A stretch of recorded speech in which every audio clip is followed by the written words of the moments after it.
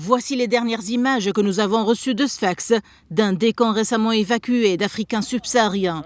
Cela fait presque 2 ans que des oliviers de la région d'El Amra, dans le centre-est de la Tunisie, se sont transformés en camps informels, abritant jusqu'à 20 000 personnes originaires d'Afrique subsaharienne.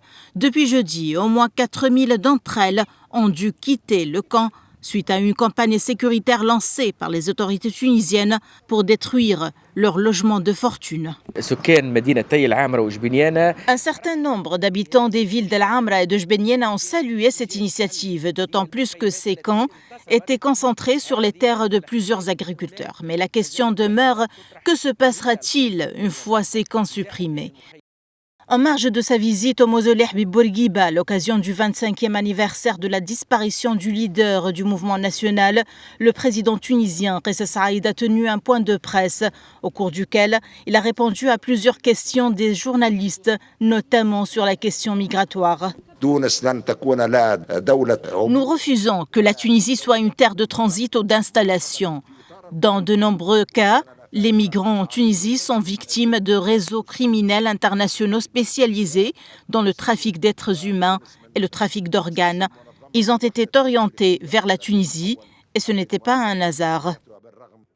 Interrogé sur le sort des migrants maintenant que leurs camps ont été détruits, le porte-parole de la Garde nationale a affirmé qu'une grande partie allait bénéficier de retours volontaires, tandis qu'une autre s'est dispersée dans la nature.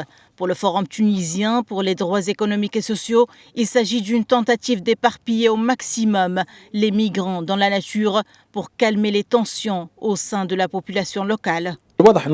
Il est clair que les autorités tunisiennes recourent une fois de plus à une approche sécuritaire pour gérer la crise migratoire. Les autorités tunisiennes, rappelons-le, sont celles qui ont amené les migrants africains en bus en 2023 dans les oliviers de La Amra et de Jbeniena. Aujourd'hui, elles reviennent pour démolir leurs tentes sans proposer de réelles alternatives.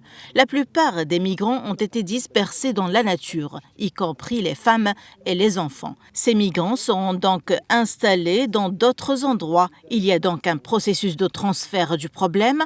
Il n'y a pas de solution radicale. Dans le même contexte, le président tunisien Kais Saïed a appelé l'Organisation internationale pour les migrations à intensifier ses efforts pour rassurer les retours volontaires des personnes subsahariennes en situation irrégulière vers leur pays d'origine. Selon un communiqué publié par la présidence tunisienne, seulement 1544 migrants en Tunisie ont été rapatriés dans leur pays depuis le début de l'année.